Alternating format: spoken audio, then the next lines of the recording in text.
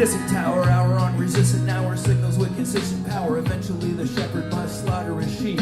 The sky is ripped open and the water is deep. Somewhere else, you're burning fire, your tempting charms. I'm lost in the woods with no voice and empty arms. Admitting I'm stranded, committing my plan in 2 stories written by hand. Rich. Yes. How are you? I'm fine, thanks. Just fine? I'm more than fine. I'm having the time of my life. I was saying to somebody yesterday that to come to Austin, Texas, especially during South by Southwest, you'd have to try really hard to not have fun. And you have so much to do. Yeah. Because you're promoting a brand new album. That's right. 20 odd years. Yes. Why odd? Well, a bit of a play on words, of course, because it's been, 20-something years, or 20-odd years, as we would say.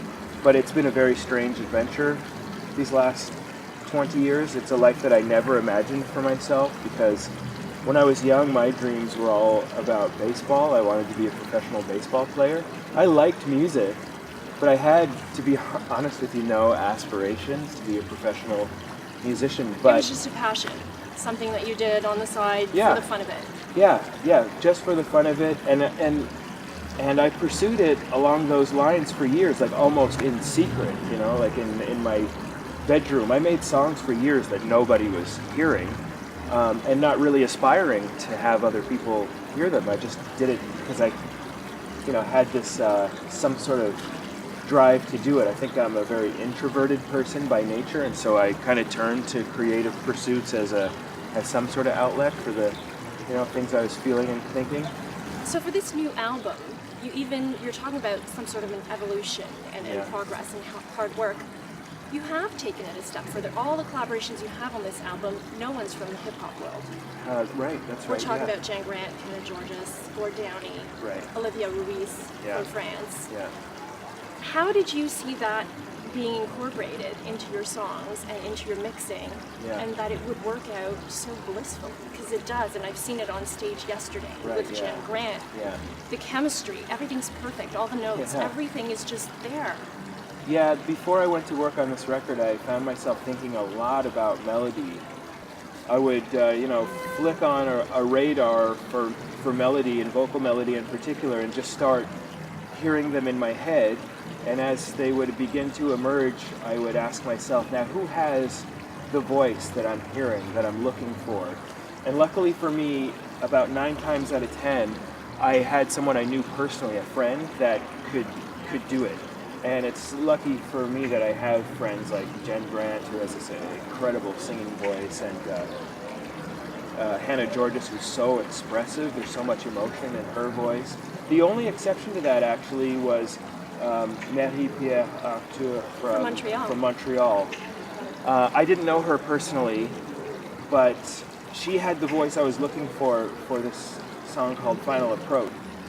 And she said, yes, but we need to move very quickly because I'm about to have a baby. And so we recorded the song, and I'm pretty sure she had the baby later that day. If it wasn't that day, it was the next day. It was very soon after. So this was in June of last year, somewhere around That's exactly there, and she right. did give birth in June. That's exactly right. Wow. And so the amazing thing about that song, and there's been a nice response to it, is I think people are really hearing an energy in the song, and I think it has a lot to do with the circumstances under which we recorded it, because life was exploding at that particular moment, and there was like a lot of just love kind of going into the song. Having gone through such an incredible experience making that song with Marie-Pierre, for example, to have the chance, and I'm really looking forward to it, to finally perform. I think we're going to show her this footage. Yeah, please do. So she has to say yes. Yeah. I'm begging you, Marie-Pierre. This is a direct ask. Yeah. So Rich, you wrote something, I'm not sure if it's on your blog or if you mentioned this somewhere, and I remember reading it, that you want to be here in another 10 years at 50. Yeah, oh yeah.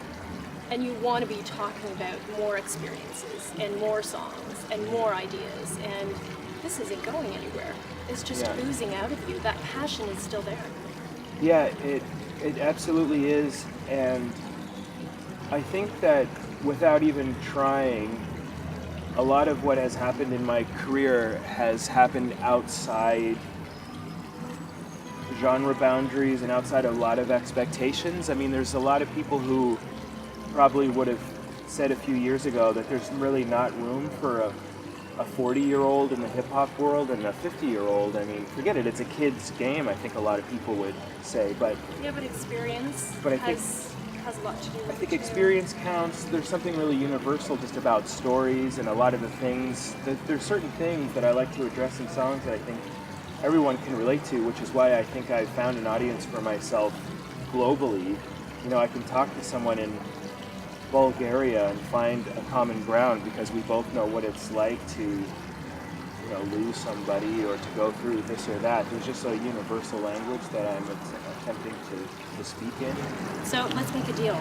Okay. In 10 years, Yeah. we're coming back to this river. We don't know what it's called. Yeah, okay.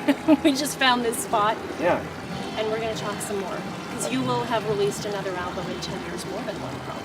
So that's a deal. So I'm going to throw this Deal. pebble Yes. into the river for luck, and then I'll shake your hand to seal that promise. done. So I'll meet you here in 10 years. In 10 years. Okay. Thank you. Thank you.